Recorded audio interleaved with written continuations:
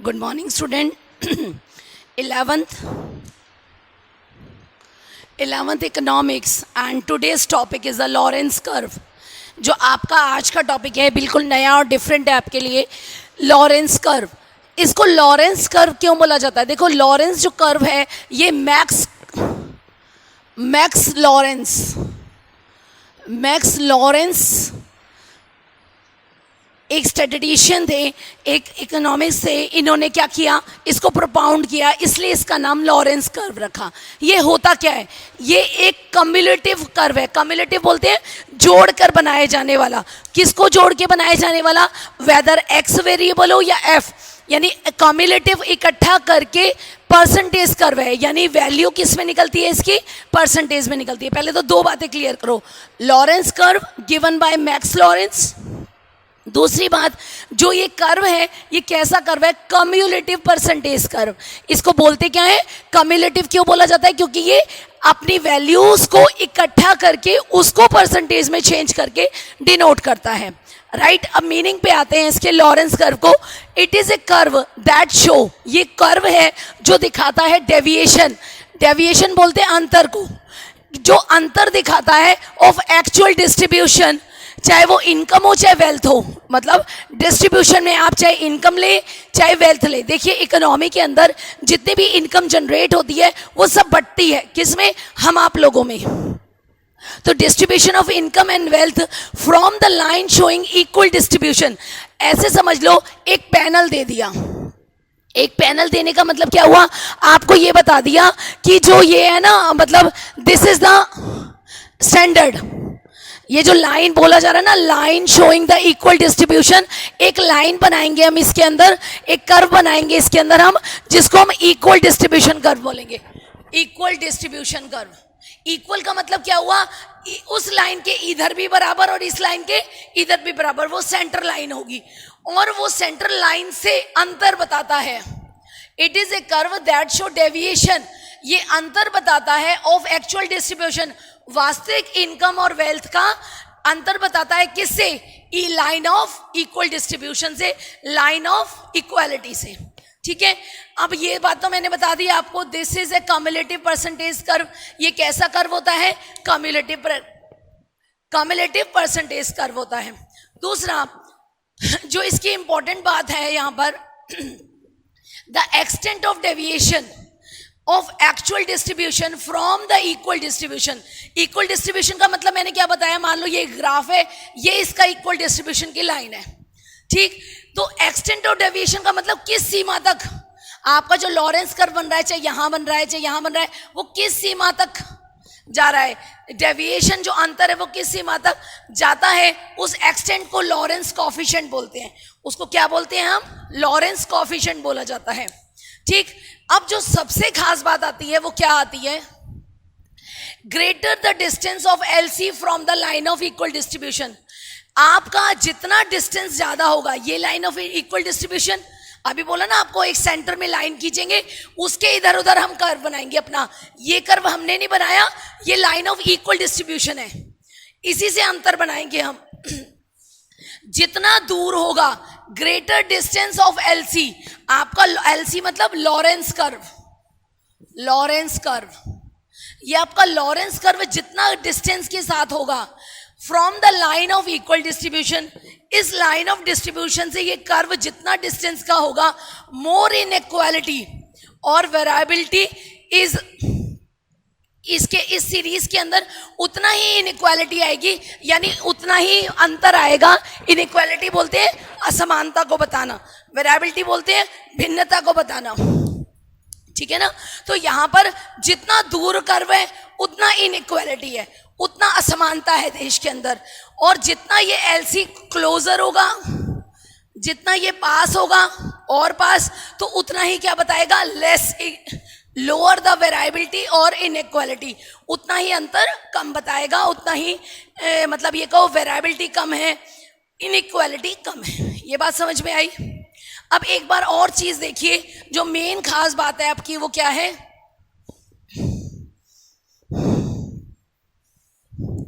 जो आपकी मेन खास बात है वो ये है लाइन ऑफ इक्वल डिस्ट्रीब्यूशन. ठीक. ये है क्या? Line of equal distribution, line of equal distribution. मतलब क्या हुआ? इस लाइन के इधर भी बराबर है, इस लाइन के इधर भी बराबर है, इसलिए ये स्टार्ट कहां से होती है? ओरिजिन तक, ठीक। और हाईएस्ट कहां तक जाती है? देखिए, क्योंकि ये परसेंटेज कम्युलेटिव है, और परसेंटेज हम किससे बताते हैं? 100 से बताते हैं। तो ये दोनों तरफ एक्स एक्सिस में भी 100 वैल्यू और वाई एक्सिस में भी 100 वैल्यू के पॉइंट तक, जैसे मान लो ये पॉइंट आ गया आपका, तो यहां से यहां तक मिलाकर जो लाइन मिलाने से बनती है, ओरिजिन से हाईएस्ट पॉइंट 100 मिलाने से जो लाइन बनती है, उसे कौन सी लाइन बोला जाता है? लाइन ऑफ इक्वल डिस्ट्रीब्यूशन बोला जाता है। ठीक है, आपको ये क्लियर हुआ लाइन ऑफ इक्वल डिस्ट्रीब्यूशन। अब हम सीखते हैं कि लॉरेंस कर्व कैसे बनाया जाता है। जो लॉरेंस कर्व है उसके अंदर सबसे बड़ी खास बात क्या है? आपको डाटा का कम्युलेटिव करना पड़ेगा, यानी उसको पहले कम्युलेटिव फ्रीक्वेंसी निकालते हैं ना, जैसे ऐसे करना पड़ेगा, फिर उसी कम्युलेटिव को परसेंटेज फॉर्म में बंद करना। देखते हैं कैसे होता है ये। देखिए, हमने क्वेश्चन कर रखा है आपके सामने, रिप्रेजेंट कर रखा है। ये जो क्वेश्चन है, इस क्वेश्चन को समझते हैं पहले।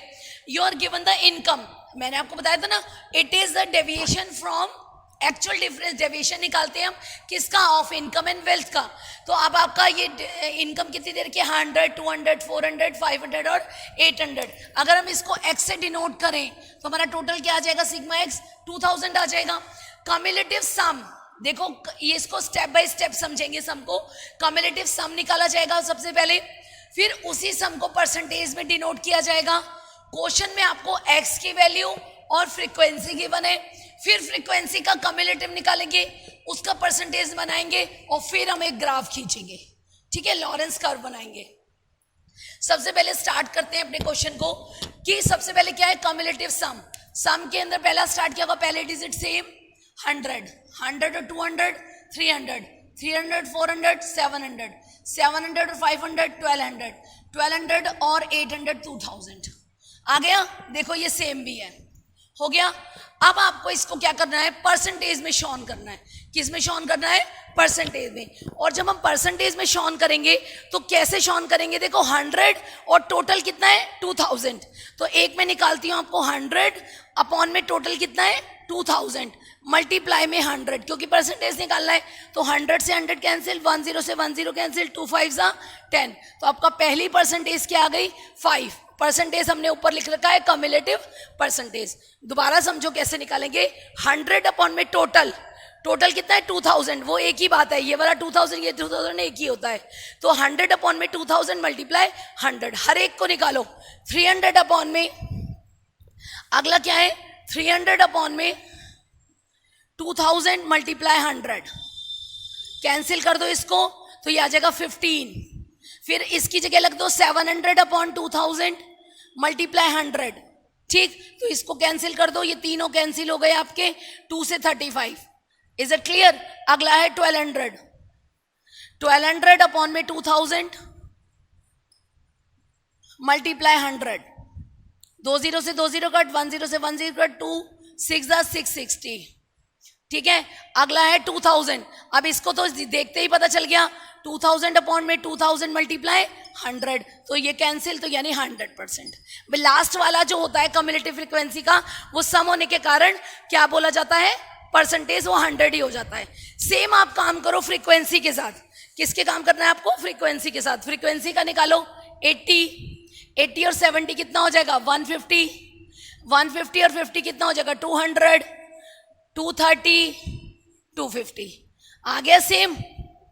250 हो गया। आप क्या निकालोगे? Percentage of cumulative frequency.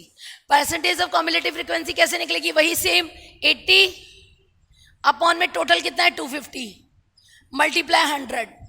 10 से 10 cancel, 25 for the 100, 8 for the 32, तो यहाँ कितना आ गया? 32। अगला है 150 अपॉन 250 मल्टीप्लाई 100। हर बार आपका यही होगा, तो आप ध्यान दीजिए, हर एक को 4 से मल्टीप्लाई कर देना। 15 4 जा 60, ठीक है। 20 4 जा 80,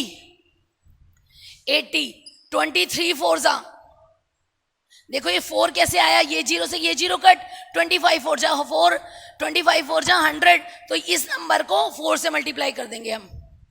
92 और अगला है 250 यानी कि 100। ठीक है, आपकी ये कम्युलेटिव फ्रीक्वेंसी रेडी है। अब किसकी बारी आती है? अब आती है बनाने की एक्चुअल काम, जो कि लॉरेंस कर्व होगा। क्या होगा? Lawrence curve. तो आपको लॉरेंस कर्व के लिए क्या, ग्राफ बनाने के लिए तो आता है आपको क्या करना होता है। आपको ग्राफ बनाने के लिए आपको एक्स एक्सिस और वाई एक्सिस लेना होता है। जो आपका एक्स एक्सिस है उस पे आप क्या लोगे? Percentage of person. X axis पे आप क्या लेते हैं? परसेंटेज लेते हैं। और वाई एक्सिस पे क्या लेते हैं? फ्रीक्वेंसी लेते हैं।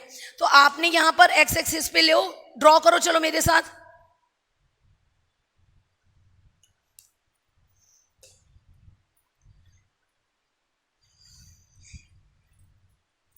ड्रॉ करिए, मैं 1 मिनट इंक डाल लूं। देखिए, नंबर ऑफ पर्सन, देखिए यहां आपकी क्या आ गई? नंबर ऑफ पर्सन आ गई, और यहां पर आ गया आपको इनकम वाई एक्सिस पे। ठीक है, अब आपको जो आपका ओरिजिन ये है, वो 0 ओरिजिन, और लास्ट वैल्यू क्या लिखनी चाहिए आपको? 100, और यहां लास्ट वैल्यू भी क्या होनी चाहिए? 100। देखो 100 है ना, आपका ग्राफ इनका नहीं बनेगा। अब पॉइंट टू बी नोटेड, आपका जो ग्राफ बनेगा वो किन पॉइंट्स का बनेगा? देखो इनका नहीं बन रहा है, इनकम का, परसेंटेज का बन रहा है, क्योंकि हमने वैल्यूज किस में कन्वर्ट कर दी है? परसेंटेज में। तो पहले 5, 15, 35, 60 और 100। तो आप 5 का गैप ले लो, 5, 10, 15, 20, 25, 30, 35, 40, 45, 50, 55, 60, 65, ऐसे आप पूरा बना लें। 70, 75, 80, 85, 90, 95 और ये 100 पूरा बन गया। ऐसे ही यहां बनेगा। यहां चाहो तो आप 10 का ले लो, नहीं तो 5 का ले लो। 5,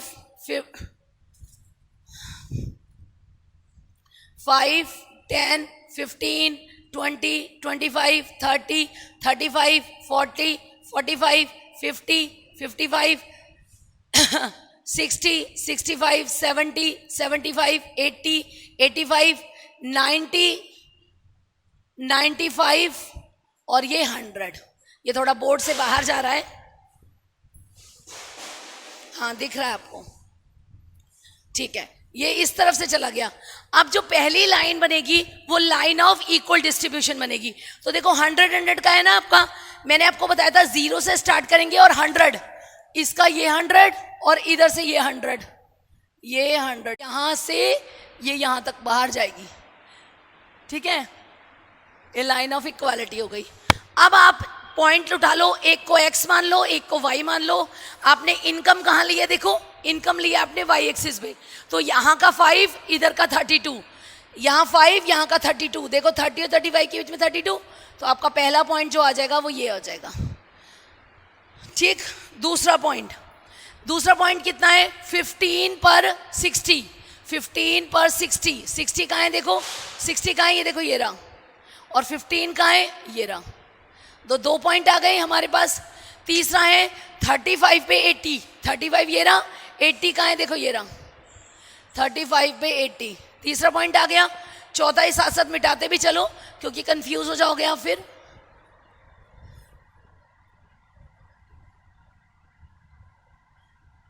नेक्स्ट है आपका 60 पे 92, 60 ये रहा, 92 यहां पर इधर बाहर निकल जाएगा ये इधर। ठीक, अगला है 100 पे 100, वो 100 पे 100 तो आपको पता ही है, ये लास्ट पॉइंट आपका 100 पे 100। तो इनको मिला के क्या बनेगा? देखो 1, 2, 3, यहां से आया था 4, ये 4 और ये मिला के 5। आपको शेप दिख रही होगी, ये बोर्ड शेप सा बन जाएगा। दिख रहा है आपको बोर्ड? ये बाहर तक जा रहा है, ये देखो मैंने कैमरा ठीक कर दिया, और अब आपको पूरा दिख रहा होगा, ये दीवार तक पे बन रहा है बाहर। तो ये बोर्ड लाइक कर्व हो जाएगा आपका।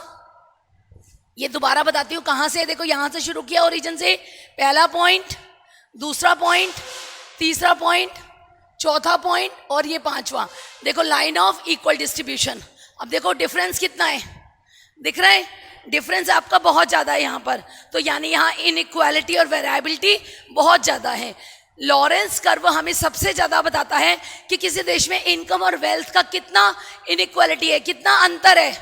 कहते हैं ना विभिन्नता, हमारे देश में बहुत ज्यादा, कोई बहुत अमीर है कोई बहुत गरीब है, तो ये डिफरेंस बताता है। इक्वल डिस्ट्रीब्यूशन का मतलब तो हो गया बराबर, समानता। अब उससे कितनी दूरी है, अधिक दूरी है। जितना दूर अधिक होगा वेराइबिलिटी अधिक होगी, इनइक्वालिटी अधिक होगी। जितना लॉरेंस कर्व पास में होगा, जैसे मान लो ये कर्व ऐसे बनता तो ये पास में बनता ना, तो इसका मतलब इनइक्वालिटी कम है। बट फॉर दिस क्वेश्चन आपने देखा यहां पर हमने ग्राफ बनाया, लॉरेंस कर्व बनाया। इससे क्या पता चला हमें कि लॉरेंस कर्व के अंदर हम किसी भी तरह की इनइक्वालिटी को, हम किसी भी तरह का विभेदात्मक को पढ़ सकते हैं, या कोई भी चीज का डिफरेंस निकालना हो कि कितनी भिन्नता पाई जाती है हमारे देश में, चाहे वो जाति धर्म को लेके हो, चाहे वो इनकम को लेकर हो, संपत्तियों को लेकर है, तो हम ये क्या निकाल सकते हैं, इससे क्रिएट कर सकते हैं। होप आपको ये टॉपिक क्लियर हुआ होगा। सब एक बार फटाफट रिवाइज मारते हैं। इनकम, कम्युलेटिव फ्रीक्वेंसी 100, 200, 300, इस तरह से 100 200 में जोड़ा 300, 300 में 400 जोड़ा 700, इस तरह से। फिर परसेंटेज निकालो। परसेंटेज कैसे निकलती, 100 अपॉन में 2000 मल्टीप्लाई 100, परसेंटेज निकल गई। नंबर ऑफ पर्सन जो फ्रीक्वेंसी है उसकी कम्युलेटिव निकाली, फिर इसका परसेंटेज निकाला 80 अपॉन में 80 अपॉन 250 मल्टीप्लाई 100। परसेंटेज निकालने के बाद अब काम किसका है, केवल परसेंटेज का काम है। इन दोनों को उतारो एक्स और वाई एक्सिस पे। पहले कौन सी लाइन खींचनी पड़ेगी, लाइन ऑफ इक्वालिटी खींचनी पड़ेगी। फिर आपका लॉरेंस कर्व बनेगा, जितना ज्यादा अंतर उतना ही ज्यादा आपका डेविएशन आएगा। थैंक यू स्टूडेंट्स, आज के लिए हमने बहुत इंपॉर्टेंट टॉपिक कंप्लीट किया है। कल हम इसके और क्वेश्चंस करेंगे और आपको इसको और डिटेल कराएंगे। Thank you.